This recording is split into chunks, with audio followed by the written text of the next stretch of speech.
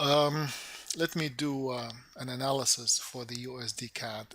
Typically speaking, when you have an uptrend, of course, um, you will see the market going up. And typically speaking, you wait for a retracement, right? And try and grab a long. Now, this is the hourly chart, and you see it's making higher highs all the way. We had a break of the previous lows here, and now it's breaking previous lows. But this is just basically technical analysis for anybody who does trend style trading. But if you look at a bigger chart, a daily volume, let me remove everything out of here so you can understand. You notice that there is a retracement down for this move, and it's touching the value area, the top of the value area right here. So this is a volume profile level that, you know, typically speaking, if we go below it, if we poke into it, it might continue down and cover it up. This is what we call a continuation zone, C, continuation zone. So this will create or might create a reaction that might bring the market back up. Now, is that enough? Usually, for most traders, it is. If you want to be more specific, you do your Fibonacci's to add some kind of assurance to it. You see how the 50% retracement was trying to get poked, but the market is supporting or resisting the closing below this level for now. Looking at the hourly chart again, it's the same level that I had before, which is the bottom of the level here, and posted on 60-minute chart.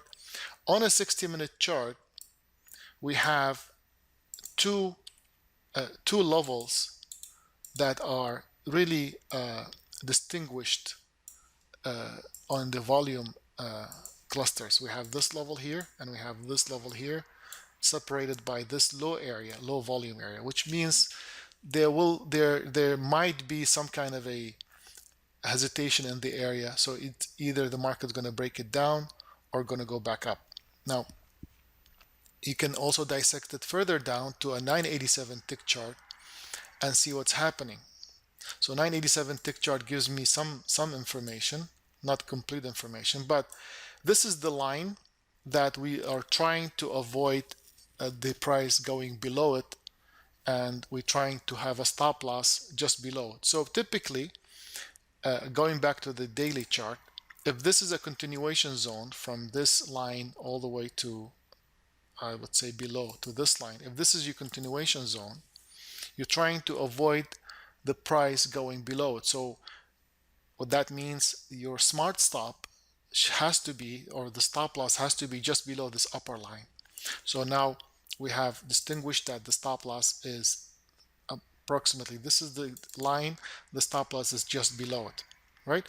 Furthermore, if you look at your SAL indicator, SAL is substantial attraction levels. You notice most of them, which is magenta, which are, magenta lines, could be light, could be dark, right? All of them, all except for one, are pointing up.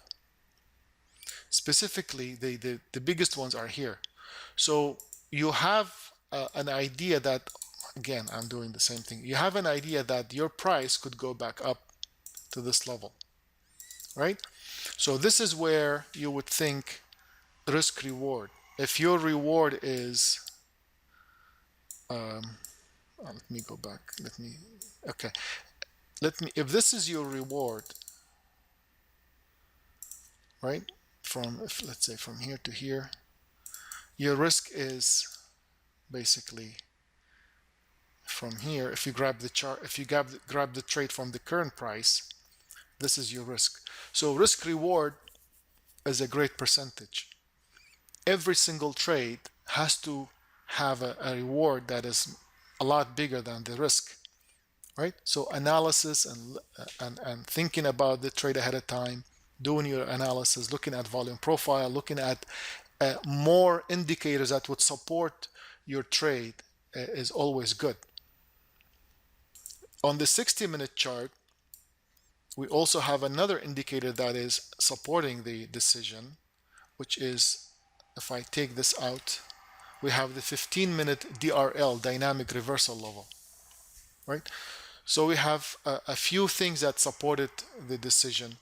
Now the remaining thing is, you know, you think about your, sorry, 987 dictionary, you think about your entry level and try and manage the trade. Trade management is, of course, the most important thing that you should learn. Once you get the market or the price in your favor, you should be able to take some profits and move the stops afterwards. And we have some power lines here are holding the move. So basically, you accumulate evidence in your favor to grab or to get into to execute a trade. Of course, when you see action, that's also a sign of confirmation that you could use in your favor, providing that you already know your entry level, you already confirmed it with all indicators that you have, and you already spotted where the stop loss is, you know where your stop loss is, and you confirm that you have your risk reward is valid, etc. And this is another thing that we have to pay attention to. Once the market goes in your favor, for example, and this is key to your success, let's look at your risk reward. Let's assume this is your this level in between these two areas. This was your entry level, this arrow, right? So this arrow, this was your entry level. Your risk is this much. So this is your risk. Your reward is all the way in the top, as you see here. Now, to protect yourself, and since the market went up, let's say from here, let's say to this area, at one point you see enough profit or enough positive to take your target 1, right? And then let's assume you took 30 pips target 1. So if you risk on the runners, let's say you're doing two contracts. If your risk on the runner is more than 30 pips, right, it's wise to move it up in a way that even if the market goes against you, you are at a break even, or you don't lose anything, or you make a little bit. So it's always wise to protect yourself. One of the techniques that you should be looking at is doing 3 lots. Could be micro, could be mini, standard, whatever. But once you take your first target with the first 2 lots with 30 pips, for example, or 25 pips, you are up 50 to 60 pips. So you have more wiggle room for the runner, especially if you're looking for a swing trade or a big move where you have to give your runner a little bit of a breather space. And another thing you have to pay attention to is taking profit levels. With the same technique, same volume profile will also show you levels of resistance and support. According to the volume profile, as you see, this level here is low volume, so it indicates resistance. It could break higher, it could not. We also had an arrow, and also this is also important to pay attention to these power lines. So it would be wise to take your first target, especially if you're a beginner or if you're trying to test a specific strategy. It's wise to take profit when the profit is due, when you have something against you, against your trade. For example, there's a minor resistance here, and profit, it would have been, a great idea to grab some. Again, it's all about the logic, right? Looking at SPX, same thing is happening with the SPX. It is coming down to a supportive level. Let's look at the daily volume profile. And we are coming down to a level that is very supportive because of you see the distinguished area between the upper volume and the lower volume. And there's an edge here, and this edge could indicate a support. Now, if I do my Fibonacci retracement, you can you could see, you also see it here. So we have this is, to me, this is the best area because it's closer to the last point of defense, which means, you know, your stop loss should be just below this line, so below this area. So we are dealing with the same view as the USD CAD that we had initially, right? Same idea. We had a daily, same idea. See how we stopped at the top of this area. SPX doing the same, right? So again, you have to anticipate and then confirm, find your stop loss. The good thing about this also, that look at the magenta line on top. So we do have a magenta line that is, it was here, now see it's all the way up here. So we have a reason for this whole thing. First of all, it is a support level. Second, we can find, you know, some I would say confirmations in the area using 60-minute chart and even or a smaller chart, but the majority of the attraction levels are above the price.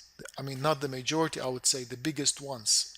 These are 10, the biggest 10 are above the price. In fact, the biggest one is above the price. Again, it's flickering between here and higher, so it is above the price.